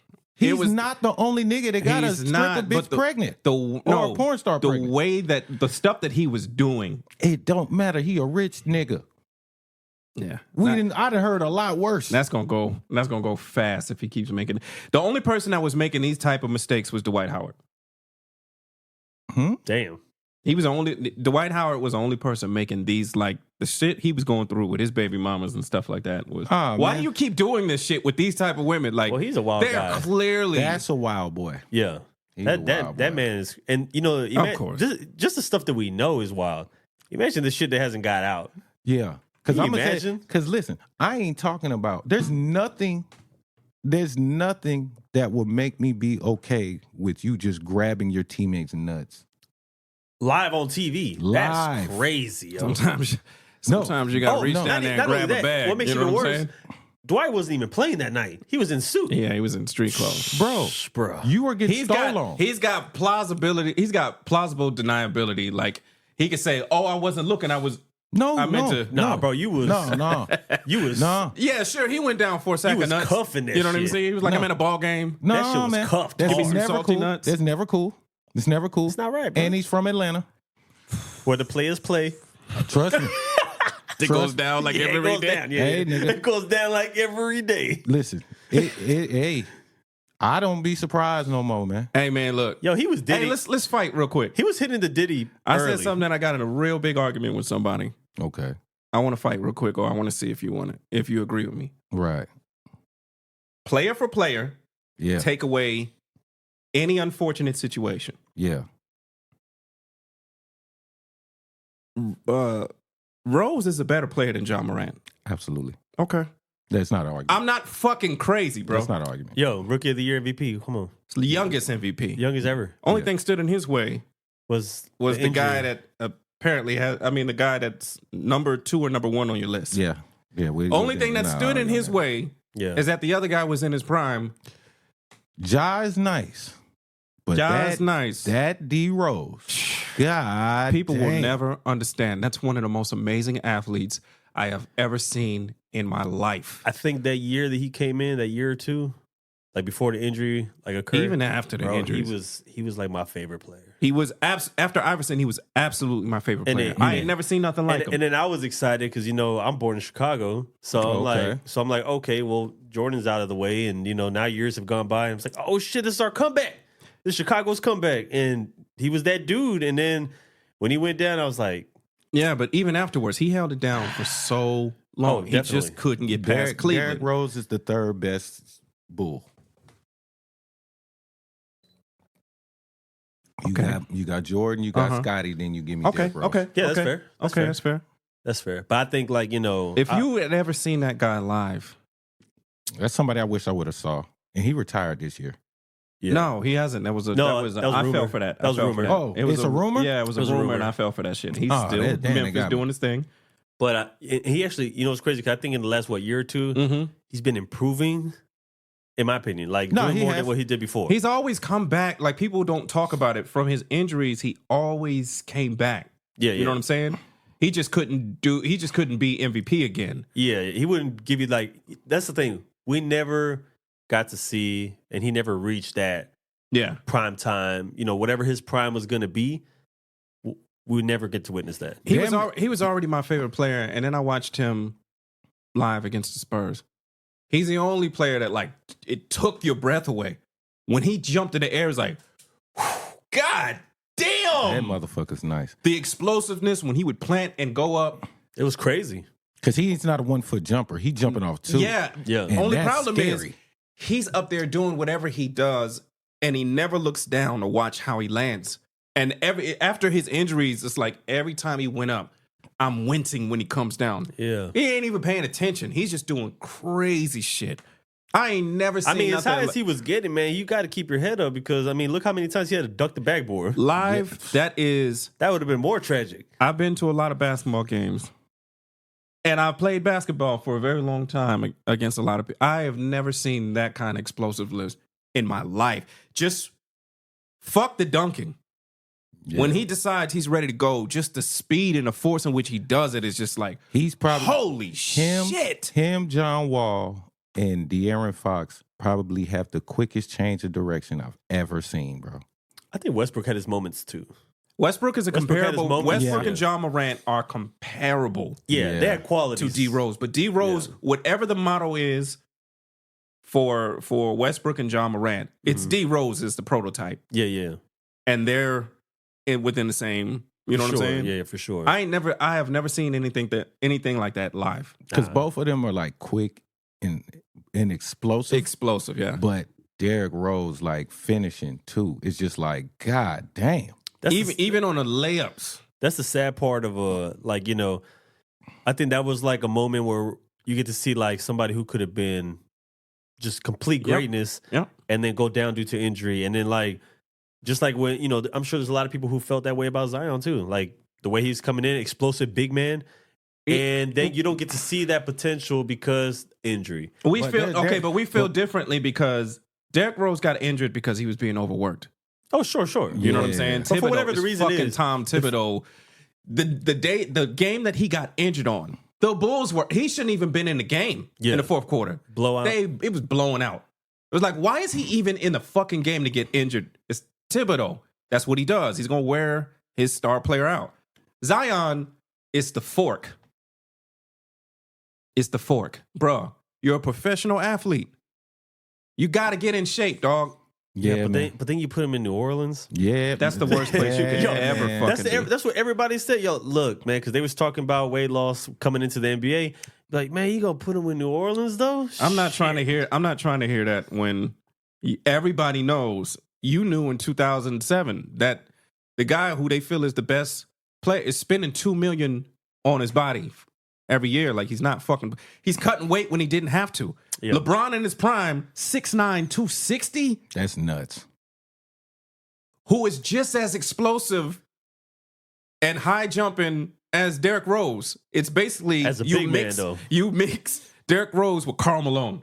Yeah. And niggas say, well, he wouldn't have done it. Are you out your fucking mind? Man, LeBron was going to do that at any era. Are you out of your mind? 6'9", 260? He would do that in any era. Any era, bro. I think and I'm not gonna get into it, but like a lot of the argument like between Jordan and LeBron and all them dudes, like whoever was the top best players of all time, right? And I always say like I always put the argument that LeBron would probably how they always say the NBA is soft, right? Mm-hmm. And that he's a soft player, he flops and all this and that. But I'm like, imagine him coming up in the era before that, the era where it was still physical, like mad physical. And I was like, he wouldn't be playing like he did today. Yeah. And he would still be that freight train coming. He would just be hurting probably a lot of people because they weren't in that mindset where the NBA has softened the game up a little bit. Yeah. And so now players have adapted to that. And, we're going to go and you adapt to whatever your system is. The system now is, hey, you got to sell a foul. Yeah. That's just part of the game. You sell a foul. Yeah. Everybody does it, but, Because, and so many teams are good now. They're like, those foul sales that you have could decide the game. I think the thing that separates is that, and I'm a LeBron guy. Yeah, but he's corny. Of course, a lot of these new guys are corny. Corny for us is kind of like unforgivable. What do you mean? In a sense, yeah. If we feel somebody is like a corny person, I'm saying, give me an example of something that he. I mean, for example, like even the books that he would he has an issue with. He don't know shit about the books. He has an issue with like when you watch his he's one of those. I know this analogy is going to throw people off, right? Right. He's Trumpish, and when I say he's Trumpish, I'm only saying this: people say things as if there's no cameras and footage. Yeah. Okay, you may be one of the most recorded individuals in human history. Mm-hmm. So when you say things that completely go against other stuff that you said or things that you actually do that we clearly know it's not the truth, because I've seen this instance like 1,000 times. Mm-hmm. When you say certain shit, it's like, bro, there's video, right, nigga? You can, I love you, dog, but don't do that shit. When they was talking about like and he does it a lot. Yeah, because he's always acting like he's heard this song before and talking about, like there's a thing where they just got a compilation of him not knowing the words and lying, shit. Dog. It's like, bruh. This nigga be lying for no reason. See, but bro. that's kind of exactly shit, what we're talking about. Yeah. Right, they called him out on the shop too about that. Yeah. They like, nigga, you be lying. Dog. Glorilla was just talking about that shit in the Shannon Sharp. Like, she thanks you for. Yeah, he's like, no, I know that nigga don't know the goddamn word. He don't know the words, but he put the cameras on. He'd be reading the books, which I love, but you got the book upside down, bro. Damn it, man. Bro, that it's crazy. I like when they say, like, what's your favorite, like, quote from X person, like, whoever they're talking about, and he's just like, oh, man, I love all of them. Yeah. Like, what? No. But you know who else talks like that? About? Who? Donald Trump. So what's your favorite quote from the Bible? I like all of them. And all the quotes It's are my great. favorite Fuck book. it, fuck it. But like, All the nigga, quotes are great. Are great. Okay. we have like you're clearly lying. Yeah. It's corny. That's just how it is, man. And so when you put that up against the guy who was like ultimate cool, you look cool, the way you, if you watch The Last Dance, the way he handled the media was cool, you forget all of that shit. If you're putting something that we consider corny against cool, it doesn't matter if you're better. Yeah. We're always going to take cool. You know what I'm saying? Of course. So I think that really that's the issue. Like even down to in our culture, hey, you've earned the right to let it go. Let it go. Yeah. Yeah. The fight to save it Yeah. comes off as like you don't have to, bro. Okay. You don't know. It's just even something like that. Even me is like, we can see you fighting this, right? Mm-hmm. You getting implants and all of that stuff like that, a different type. Let it go. You've earned the right. Okay. Why are you fighting to save this? Maybe he didn't want to bald because, then he'd really be like, I'm following Jordan. No, he's nothing like Jordan, personality-wise. He's not, No, but and you I know- don't but even think that's a factor. But it's that's not- something that they can say No, but it's because not- you're fighting it. It's so not hard. something, it may not be something that we think because we probably think more logical about Yeah. basketball, but that's what people say. But see- and what happens with athletes and celebrities in general is that now they listen to what people say. Of course. And that's the problem. But you see, know? that's it comes back to that's another thing that somebody can say because you're fighting so hard for something. Just let it go. It's cool. Yeah. You're fine. Accept it. Because the thing that you have against you is the other guy with the lopsided afro knew when to let it go. Yeah, man. Mm. So now there's another comparison. It'd be like, bro, if you weren't just let it go, it's just small shit. It's because you're corny. But aside from the corny, like as a player, Mm. Jordan had a better peak, period. Oh, sure. But yeah, man. I want to say, because I know we probably got to go. Yeah. Look, I'm not hard to find, man. Y'all know where y'all can find me at. The Main Barnett, that's my name. But yeah, I go by 3D, and yeah, man. It's your boy 3D. It's your boy 3D. On Yeah. That's not my fucking name. That's just part of my tag. Hey, but that's how they find you. But yeah, they know. And what I'm finna say this year, I'm finna act a fucking fool.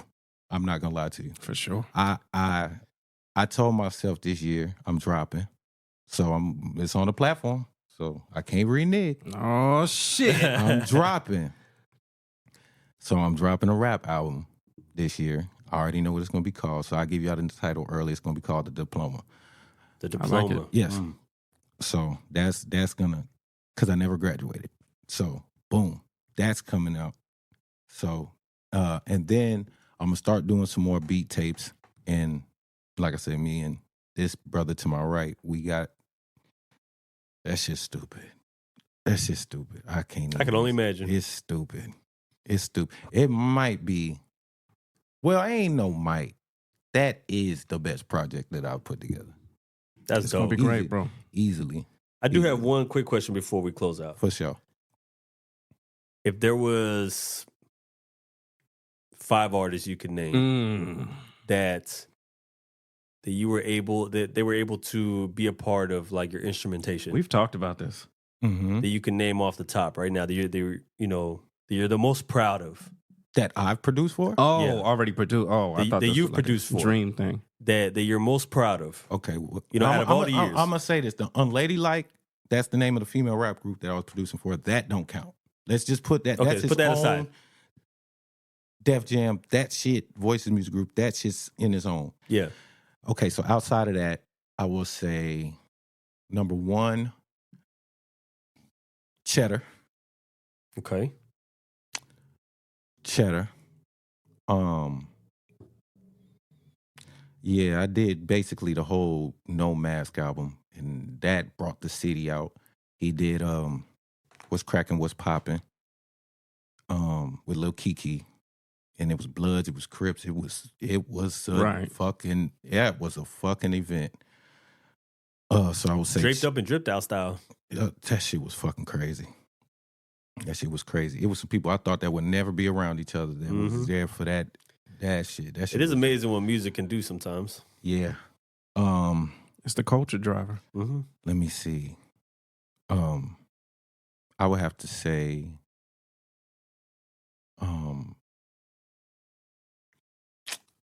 Mike Militia. Mike Militia. Mike Militia is a rap group from San Antonio, Texas that consisted of SP, Stephen Parker, Abacus, that's Miles Rivas, my other brother, Piff Main Payne. Yep. Hold your head. Hold your head. I actually gave him that name. Little known fact. His name was originally Max Payne. And I like the game? Yeah. And one day I made a beat and I said, bro, I could hear you on there spitting that Piff. Matter of fact, you should be Piff Main Payne. And then he changed his name. And then the last member was 3D. And little known fact, we were actually supposed to be the first group signed to Young Money before Drake and Nicki. But damn, we couldn't get our shit together. But that's 2. 3. I'm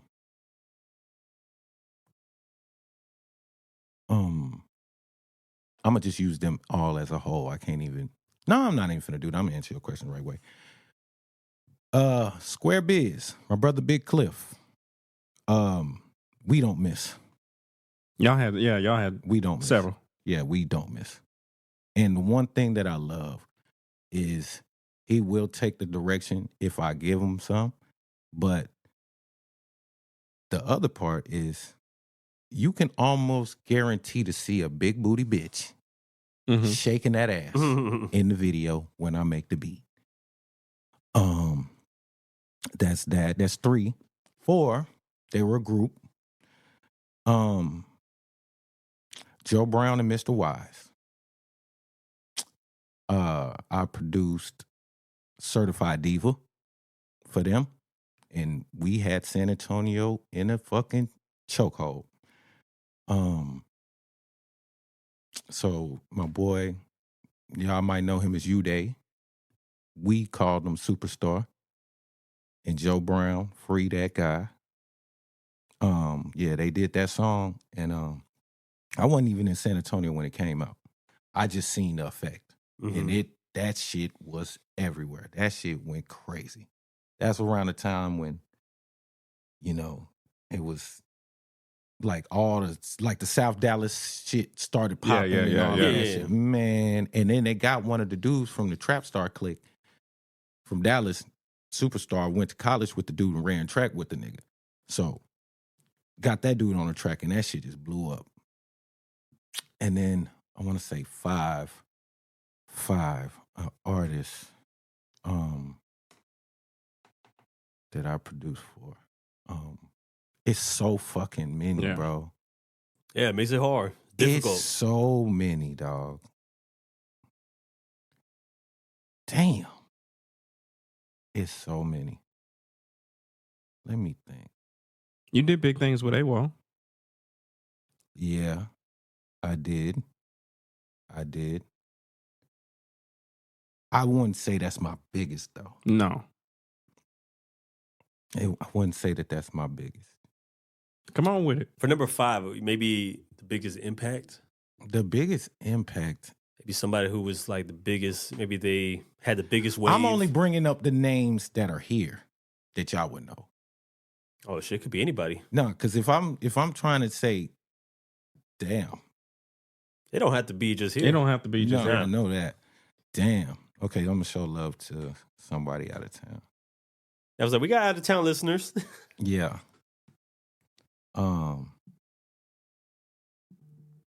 Man, y'all don't understand, bro. I got people I sold beats to in Africa. Okay, I'll do this. My boy U-Day, right? He got this. He's in New York. And I sent him this beat.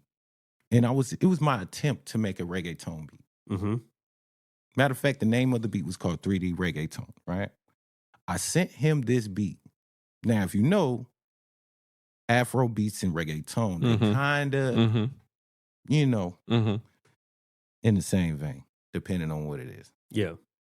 So I sent him this beat, and he wrote this song called Jamaican Girl to it. but the song is shouting out all of different type of races and all type of shit. Yeah. Even the Asian woman. Punchline. I had to do it Chappelle style. Yeah, that still feels but right. heavily racist. So yeah, he did a song to that, man, and it led them to go to the Grammys. Oh shit. They didn't get a Grammy, but they got to perform at the pre-Grammy party. And I seen it with my own too, and that shit was fucking amazing. The song went viral. The song was beautiful, man. So shout out to my brother U-Day, man. You know I love you, bro. Okay. So yeah, I'll say that one was very influential. You know what I'm Dope, saying? man. Dope. Yeah. Okay. We might have to come up with another list later of people outside the city, Yeah. more or less. Yeah, for sure. But man, like I said, it's dope that you're able to come and join us and, tell us a little bit of, give a little insight on your story and your background and shit like that. Some of the stuff I had no clue about, Yeah, man. and it's dope to hear like shit like that, like Plenty things to that come too. I'm not gonna lie, brother. This ain't gonna be my first time. I like this platform. Okay. I'm watching the show, and I would rather much be behind the camera. But if I am gonna share, you know what I'm saying, I'd rather share with people like y'all. I Yeah. would appreciate that, man. Appreciate it, man. Oh, whoa. The legendary. Any last words, Kai? I'm good, man. This family, so Yeah. the For sure, legendary for sure, 3 do. man. All right, man. With that being said, man, we out of here.